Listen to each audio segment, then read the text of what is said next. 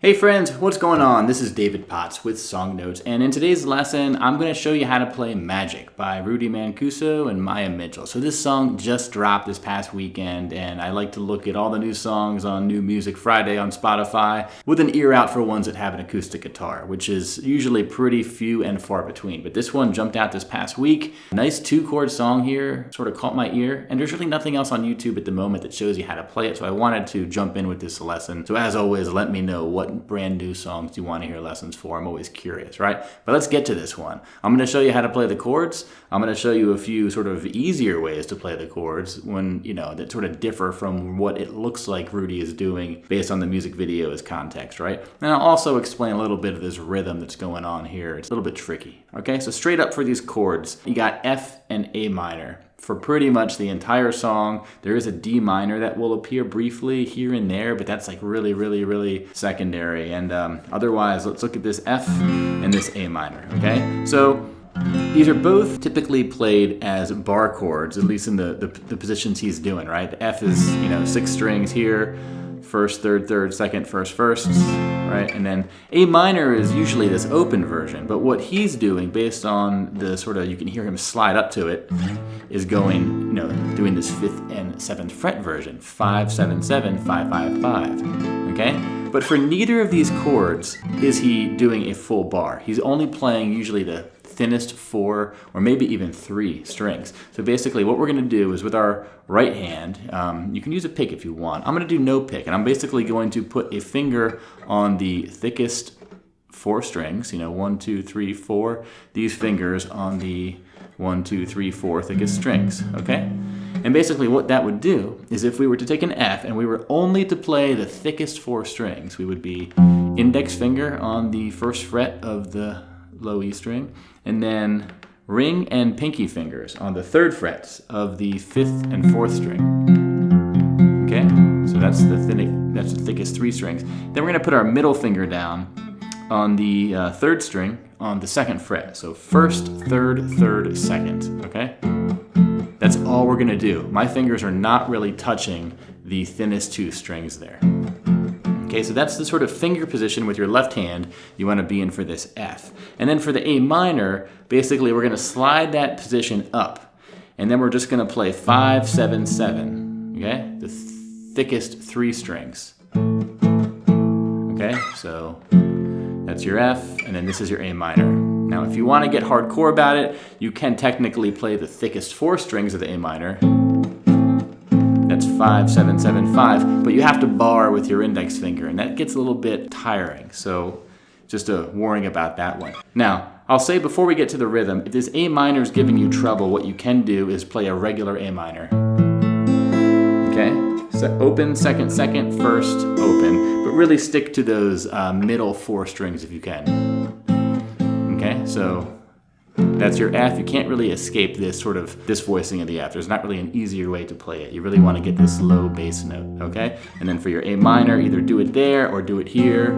Either way is good, okay? But let's get to that rhythm part next. But basically, you take these 2 chord shapes, okay? And that's all you're gonna need. Now let's talk about the timing. So basically, we're gonna be on each of those chord shapes for 8 counts total. So F, 2, 3, 4, F, 2, 3, 4, A minor, 2, 3, 4, A minor, 2, 3, 4, repeat. Okay, so understand that's sort of the structure of things. And then what we're gonna do is bring in this sort of rhythm. Okay, so basically I explained that you're gonna be on each chord for 8 counts.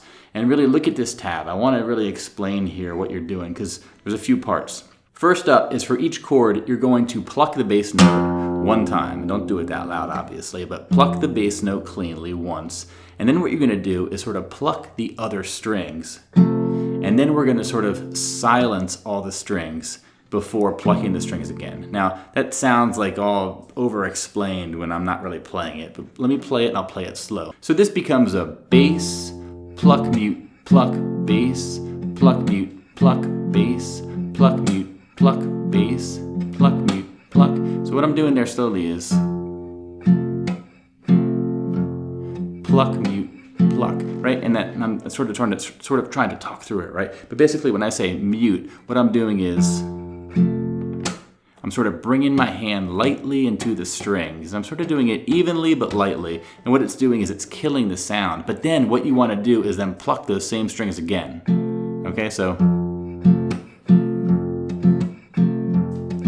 And whether you're doing the F or the A minor, the same applies.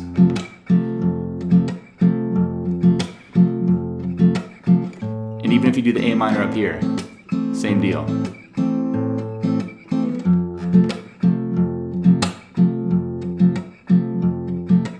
So basically that's something you want to do just to capture the total sound of the song. And when you're doing that sort of the muting with your right hand, you kind of want to keep it really quiet.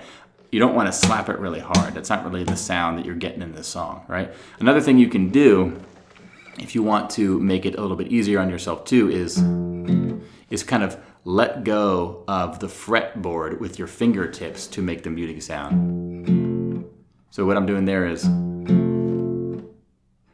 they're silencing because I'm sort of pulling my fingertips away.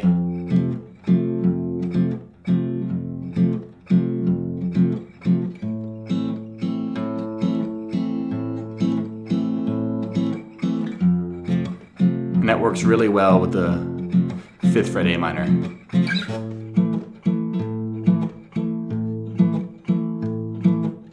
Because basically, when you're pressing down firmly on the fretboard, the sound will sustain. But when you lift your fingers off, even a little bit, the sound will die. So that's a little bit of just the approach to basically get that sort of percussive sound that's really characteristic for no matter what chord you're playing, okay? The one thing I'll say is there is a part sort of midway through the song where you hear this other chord come in between the F and the A minor. And what that is a D minor. So basically, we're going to go...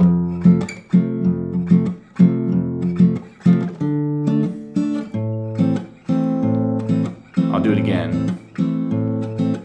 F, D minor, and then the A minor.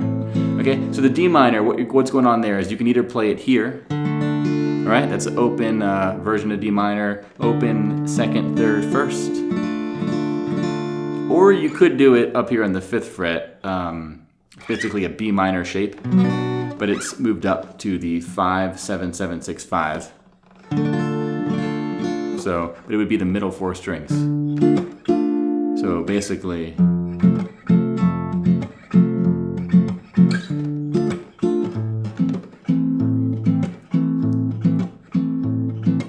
so we're going to do this F riff 3 times. F, 2, 3, D minor, A minor. Okay?